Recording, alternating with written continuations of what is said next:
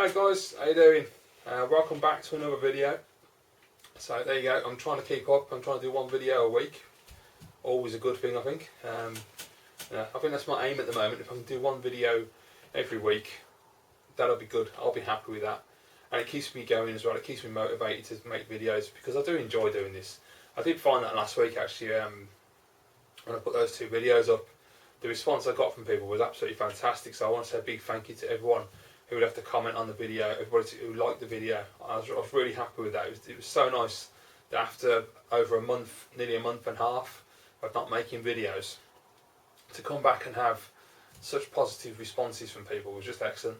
I mean, I know I should expect it because you're all top people and you're always really friendly, but I don't know, I suppose when you've lost your motivation a little bit and you haven't made videos for a while, you tend to think, no, is it going to make any difference? Really, do people really care?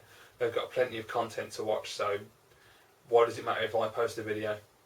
But I think that proved the point that when I posted those two videos, everyone just jumped on it, watched the videos, and gave me loads of great feedback. And it was really nice, and everyone welcomed me back as well. So thank you very much, guys. I really do appreciate that. It means a lot. It's just good to be back. I'm just really glad to be making videos again. And I can't make any promises, of course not. But I would like to try and, as I say, make one video a week at least. I want to make this, a regular thing, because I've always enjoyed YouTube. I've always enjoyed making videos. The interaction is the most important part.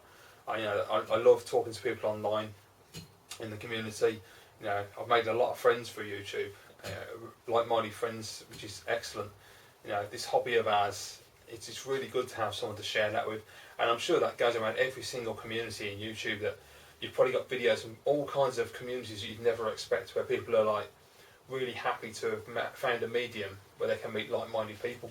Because when you have a hobby, like what's the word, like a niche hobby, I suppose, it's difficult to meet people. I hate to use the term real world, but you know what I mean, people outside of YouTube, people outside of the internet, your general family and friends in your general circle. It's difficult sometimes, at least I find anyway, to find people who have an interest in gaming at all, never mind classic gaming. And obviously collecting is another thing as well. Not everybody's into collecting, whatever it may be. It doesn't have to be gaming. So it's a good thing to have this as a forum, to be able to come on here, make videos, or even not make videos and just be able to interact with people. If you're not comfortable making videos and all you want to do is come on, meet people who are like-minded, have a chat, it's nothing better than that, I think. That's what, us who make videos, I think, can lose motivation and get to the point where we just think that, it's a chore making videos. And it does happen every now and again, there's no doubt about that. I've experienced it, and I'm sure others have experienced it as well. But at the end of the day, the most important thing is meeting people, new people, people you've known for a while, making friendships, keeping that communication open. And it's really good to be able to have conversations about games that you love, conversations about games you don't like, having conversations about games you've never heard of. Or if you talk to someone and you're not a fan of a game, but they absolutely love that game and they're really enthusiastic, to find out why they are enthusiastic, what they like about it, and to share your views as to why they like it and why you don't like it, and to get back and forth, and to get advice on the hardware as well is always a great thing. I found YouTube to be a great source in that respect. If you ever have a problem with a piece of hardware, there's usually a video or someone in the community that can give you advice on how to fix it, which is excellent. And that happened when I very first started on YouTube. I bought a Model 1 Sega CD and it wouldn't read the discs. And I remember at the time there was a guy called Back Forward Punch, Steve, who made a video a few months back, and he hasn't made one since, which is a real shame. Really good YouTuber, but he was a really sound bloke. He was over in New York, and he put a video up, simple thing, explaining how to clean the lens, which at the time I would never have even known about that. I just thought that was a really, really great thing to say. It was just that community feel straight away. It was like, wow, this is really good.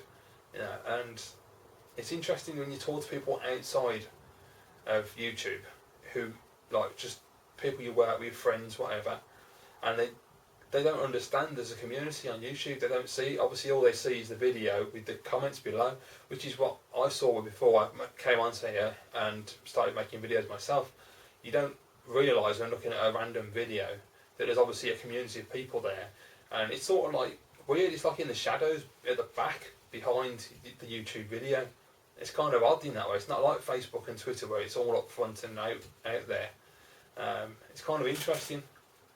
But yeah, but I don't know.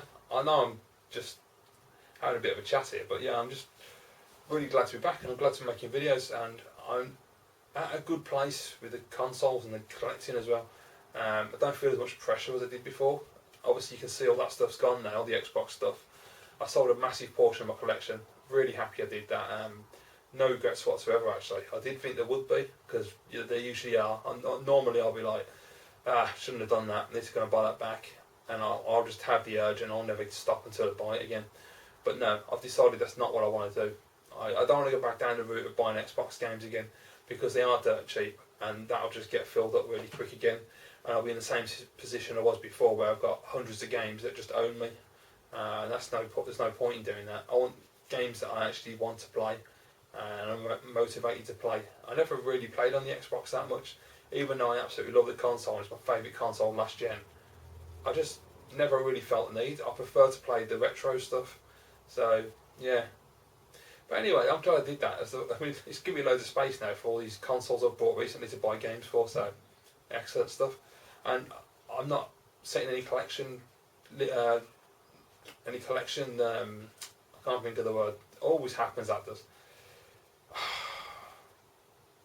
Yeah, it's gone. I can't think. What's the bloody word? Aims, objectives, that'll do. Collection objectives. I'm not putting anything in the way, no barriers. I'm not thinking that I want to get, A, B and C for this console and D, E and F for that console, and just rack up a stack of games for every console. I have found that recently, well, in fact not recently, when I sold all of that stuff, I've had comments since I said I was going to do that on a regular basis from people, like people in the community, people I know, people who are random.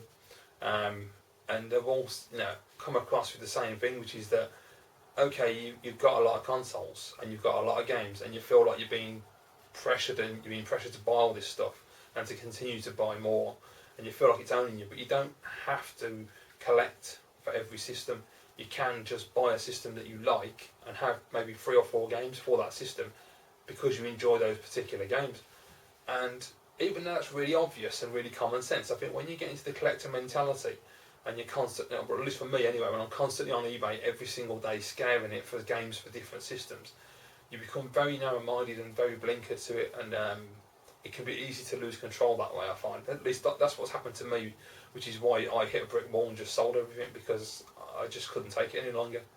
And so yeah, I think the reason I bought all these consoles back at the moment is just because of that reason, because I can buy the consoles, feel no pressure to collect for them, and just buy a game here and there. Just if it looks interesting to me, or I've played it before and I liked it, I'll just buy the game, and I'll be quite happy with that. And the only thing that I really, really want to build a massive collection for is Super Nintendo. And if you've never seen my channel before, you might say that's a massive collection, and fair enough, it is a large collection. But I want to get it bigger than that. My aim has always been 200 games. If I can get to 200 games, I'll be really happy. I think I'm about 108, 109. I haven't had a look for a while, so I'm not entirely certain, but 200 is definitely achievable. It's something I can definitely do. And after I've done that, I will probably go over that, because there are games that aren't on my list, which used to be on the list, but I took them off. Things like Incredible Hulk, just games that aren't brilliant, but they're games that I want to play because they look interesting, and they're not really that expensive, so I can pick them up when I want to. As for the Sega Genesis, that's the other one. I mean, 16-bit gaming is my favourite, so I have a list of around about 80 something, I think 84 maybe, I'm not entirely sure, Sega Genesis titles that I want to pick up. So I've got a couple already, and I'm going to concentrate on getting those.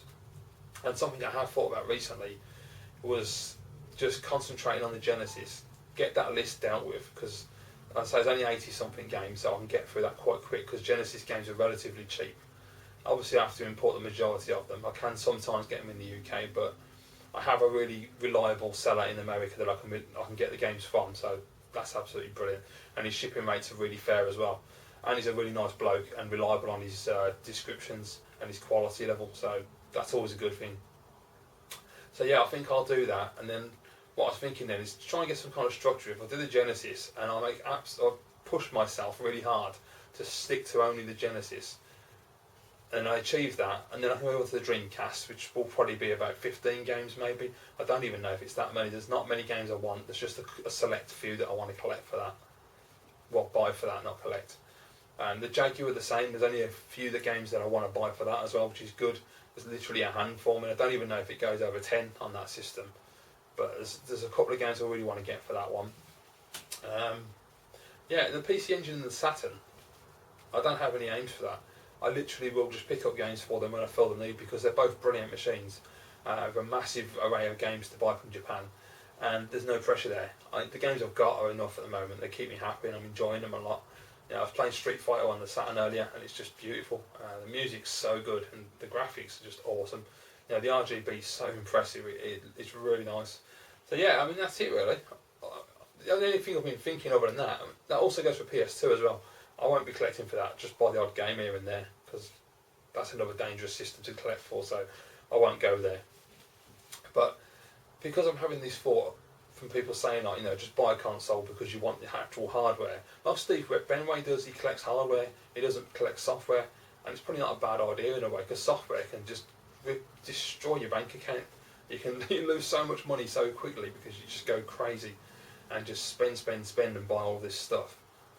So yeah, I've looked into the systems that I'm interested in, because up to this point now, from 2003 to now, the last 10 years, I've owned pretty much, in fact, I would say I've owned every system I've ever wanted to own, and I've tried them and I've decided if I like them or not. I'm now in a position where I can just sit down and say, right, okay, I definitely want that, I definitely want that, I definitely want that, and not just buy for the sake of buying. So the only systems that I'm really interested in getting now, and these are just whenever I can afford them, so no time limit, just have them there. At some point in my life I want to buy these systems. So I want to get an RGB modded PC Engine Duo, because that looks awesome. I really like the look of that one. And it's nice to have the combination of the HuCard and CD as well, so that's really cool. The other one I want to get is a Neo Geo CD. I've been after one of those for a long time, I've been on and ahhing, but I definitely want to buy one of those. The problem in that system is it's expensive to buy and ship over from Japan. Then you've got import costs, unless you get it from certain sellers which you won't pay tax, which is a bonus. But then you've got to buy a UK power supply, and then you've got to buy an RGB SCART cable, and then they're not expensive, but it starts adding extras on top. And then you've got to buy a game or two to test the machine and all, as well, or to play. So yeah, I will eventually get one of those. I would like a CD more than a CDZ, just because even though the CDZ's got the speed, I don't like the look of it in grey. I've owned both of them before, back in the early 2000s, and I prefer the CD, the black console. It looks really nice. I think the CDZ looks odd in grey. If it was black, it'd look a lot cooler, but it doesn't look so nice in grey, I don't think. What was the other one I wanted? Yeah, I want to get those two. I want to get an American NES again. I know I've had like 2 or 3 so far. I want to get one of those eventually and just buy some games, occasionally. Is there anything else? I don't think there is. I think that's it. There is one system that I want. I won't say what that is yet. I'll leave that for a future video. But yeah, there's a reason for that. But you'll see why in the future. That's going to be really cool. Yeah. But that's it really. I mean, that's where I am. That's what I want to do. So with that said, guys, sorry for the massive long intro there, especially if you only came in to watch pickups. But I've got a couple of things to show, as I say, so let's get on with that. So a quick drink of my tea, because I'm getting a bit dry.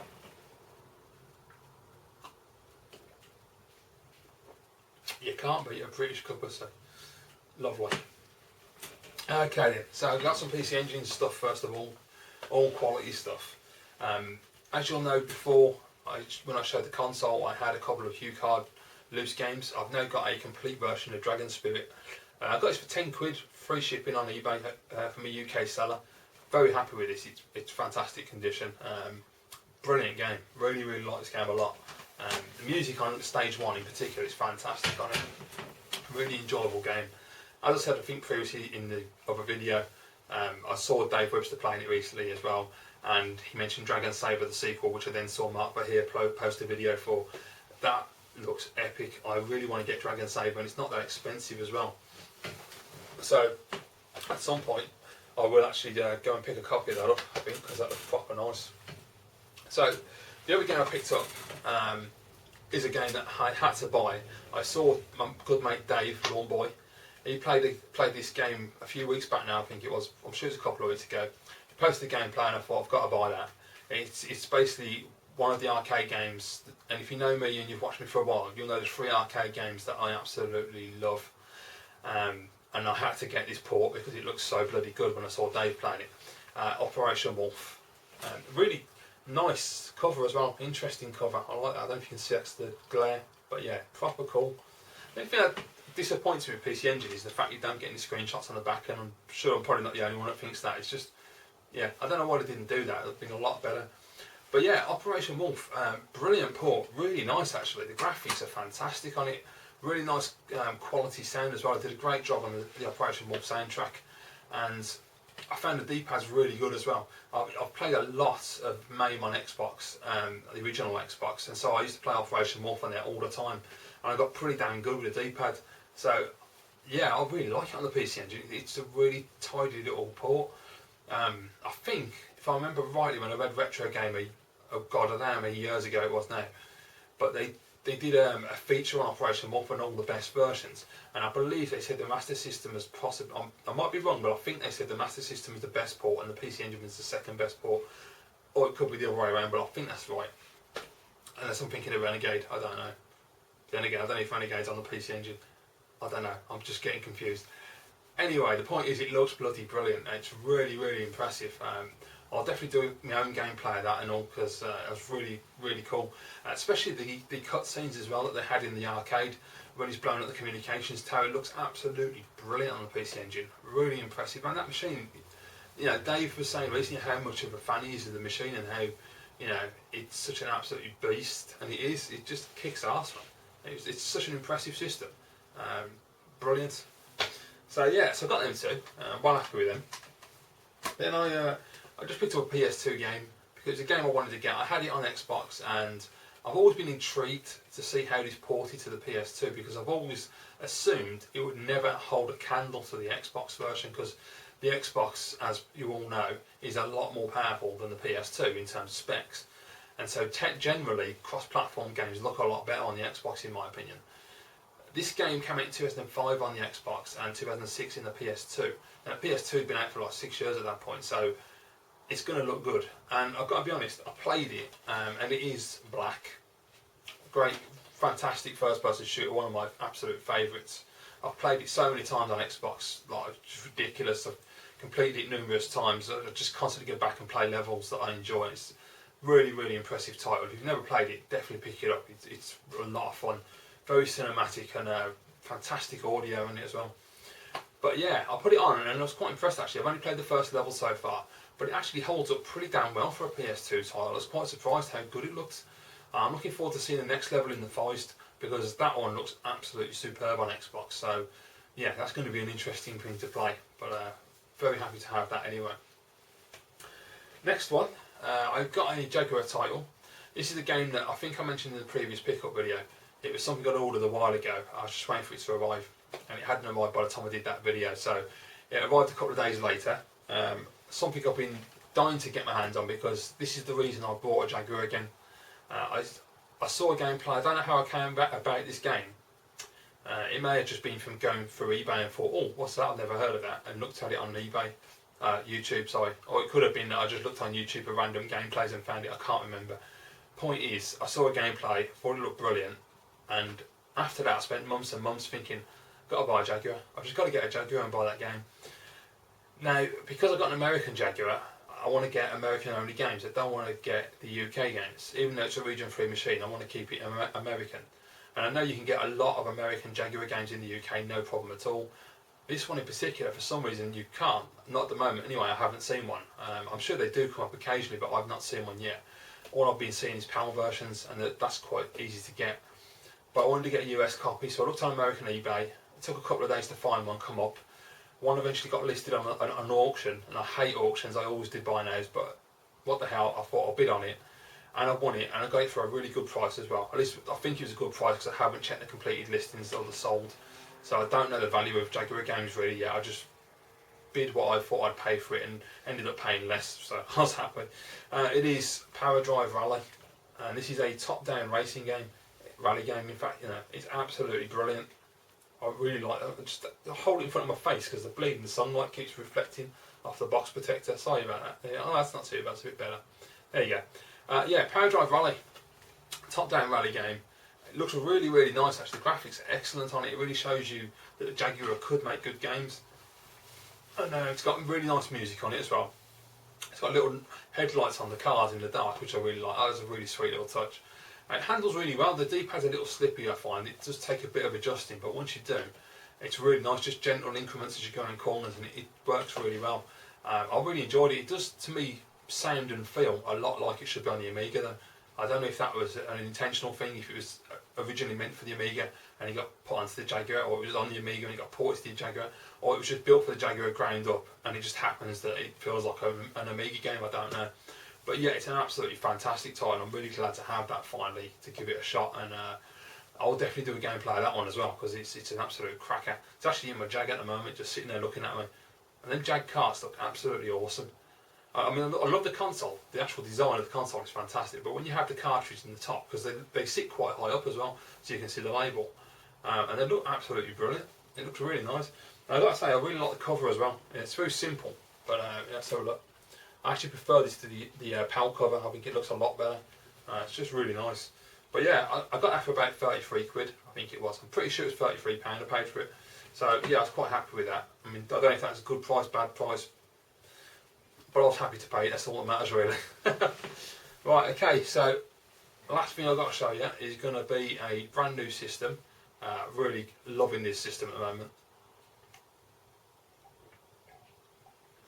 Me and Metro Dave were chatting on the phone about it before it arrived, because he's got one himself, and yeah, it's an absolute beast. I love it.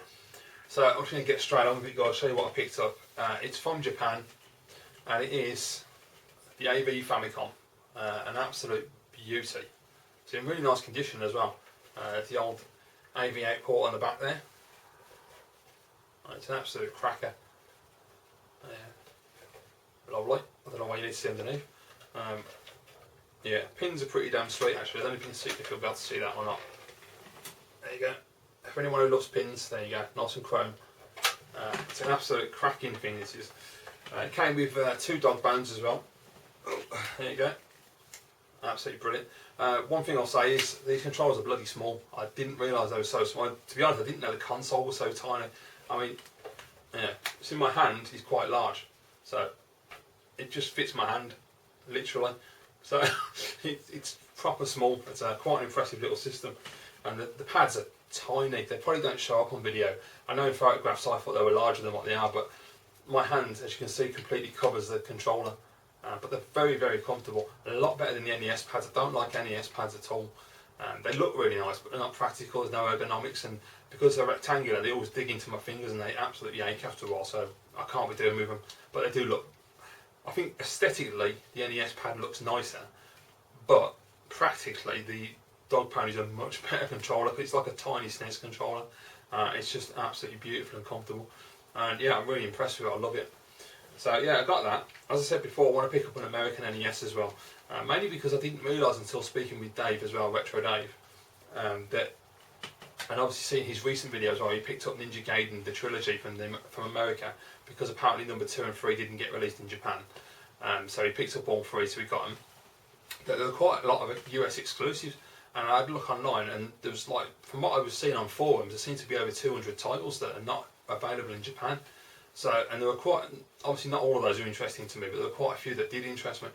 Simple games like Cabal and POW, which I absolutely loved from when I was a child. Those are games I want to get, and apparently they're not on the Famicom, so I'll have to get an American NES to play those, which is fine because they're not that expensive really. So I will get an American NES as well at some point. Yeah, I absolutely love it. It's a great system, absolutely cracking. I've been playing on it today and it's superb. I'll show you what game I've been playing with because it's just brilliant. Yeah, the only thing I've got to ask a question for, anyone who's got a Famicom, an AV one, can you let me know? Well, I've had it connected up. I've got an RGB SCART cable in the back of it, which, from what I understand, a lot of the cables they switch between RGB and composite depending on what signal that's being output. I don't know a lot about electronics, but that's sort of what I've read online. but it puts a picture on my TV, that's all that matters. And it works fine, no problem at all. And I've tried it with the AV cable that came with, which is just standard composite, red, white and yellow. And I've done that directly into the TV, and I've done it through a SCART adapter as well, through the switcher.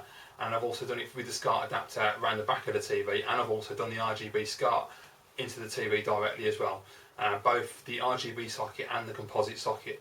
And they all work fine. However, I'm finding a weird thing, and I don't know what the reason for this is, but when you're playing the game, if it's static, it looks fine. But as soon as you have movement, in the one game I've got in particular, it sort of, not flickers, but the background moves oddly. I suppose it is a flicker, but it's not like a flicker that would irritate the hell out of you when you're playing the game. The other game only does it on the one, there's a wall when you go up in a lift, and the wall seems to flicker. So I don't know if this is a problem with the machine or it's just what the games do, I don't know. But if you've had that experience, let me know. When I put some gameplay up, I'll be able to show you what I mean. Yeah, it's weird. Anyway, first game I picked up, guys. I'd like to say first of all, how the hell do you know what's a pirate and what's not with these bloody things? There seems to be, I didn't realise until I bought it, there's a lot of pirate cards around, and only some sellers will actually list it as a family clone, and then I know what it is, but generally they don't. And because all different colours, it's trying to distinguish which is the legitimate colour. It's beyond me. But the first game I picked up, Double Dragon 3, Rosetta Stone. Terrible back, unfortunately. I am only going to get loose cards. I'm not collecting for this, I'm just buying the games to play and enjoy. I'm not going boxed complete and all that because it's far too expensive, and I got enough hassle with the SNES. I'm not doing it with the NES this time, or the Famicom should I say. But yeah, anyway, this game is stupidly difficult. I managed to get a little bit further today. I haven't finished the first level yet, I just can't do it, it's just too hard. And you don't get any continues, you get one life, that's it, you're dead. Which is absolutely stupid, I don't understand the point of doing that. I managed to, if you played the game at the beginning, I got to the first bit where the lift is. I went up the lift, which is where the wall starts flickering on the left hand side, and I think it was a blue wall or purple wall, I can't remember. And you're on top of like a rooftop, and then I got my head kicked in. It's just impossible, and it's took me a few goes just to get to there because I couldn't get across the street at the beginning. Because I find as soon as the character hits you, if the enemy grabs hold of you and starts punching you in the face, you can't, no matter what you do, you can't move, you can't throw yourself. I don't understand that at all. Very odd. But yeah, it's a bit of a pain in the arse is that. But the game's alright, not as good as number 2 though, because of the difficulty level. Number 2 is absolutely brilliant. Just bear with me, I just have to switch the light on because I've just noticed the sunlight is fading, it's getting a little bit dark. Let's see if it makes a difference. Probably not, but you never know. I'll probably just look orange now. It'll give it a weird tint to the video, but oh well. Yeah, the only other game I bought was an absolute must-have, Contra. Please tell me if this is a pirate or not, because I'm not entirely certain, but the print doesn't look too good on the front. And it's got a sticker on the back that says cassette. I'm thinking this is a pirate car, I could be completely wrong. Which is what made me wonder if that's why I'm having the image problem and it's flickering in the background so much when I'm moving on this one. Double Dragon only done it on the wall. As far as I know, that one's a legit one. I hope it's legit. It just seems that every cartridge I've seen on eBay is the black one with the label the same as this, so I'm assuming that's legit. If it's pirate, please let me know. Because if it is, and they're both pirates, at least I know then it might be down to the fact I'm using pirate cards as to why there's a problem with the picture. Otherwise, I ain't got a bleeding clue. But anyway, Contra. My god, this game is brilliant. I've heard so many people, like especially American YouTubers, because obviously they grow up with the NES, raving about this game, and it is so much fun. It's brilliant. The more you play, the better you get, which is one thing I love about NES titles. That one in particular, I found that the more I play, the better I'm getting, the more I'm learning, I'm remembering where to go, what to do. I mean, like the second stage where you're beyond the electric field. And it took me a minute to work out that you could duck down. I didn't realise. I was trying to run across left and right and jump over the bullets, and I was just getting shot to death. And then the most annoying thing, I keep slipping on the D-pad and pressing up and electrifying the guy, which is really annoying when you're right in the middle of like 4 blokes in front of you shooting at you. You fry yourself and he stands there going, "Argh!" Then he cops a bullet in the face. It's like, oh, it's so annoying. But the furthest I've managed to get through to so far is stage 4. So I'm quite impressed with myself. I've managed to do that because I didn't think I would. It's absolutely brilliant, and the sound, man, the sound quality is so good. The music is just epic. I love it. I want to, I'm hoping that Dave Lawboy will come out and play it with me so we can do a bit of 2-player action, because that'll make a great video. So Dave, there's a challenge for you, mate. I think that'd be absolutely excellent. But yeah, guys, that's it really. That's all I bought. So, you know, all good. I'm going to do some gameplays, as I say, pop them up for you, give you a bit of a view of those, because I need to catch up and do the Super Nintendo ones, because I'm like, what, 3 games behind? 4 games? 4 games, yeah.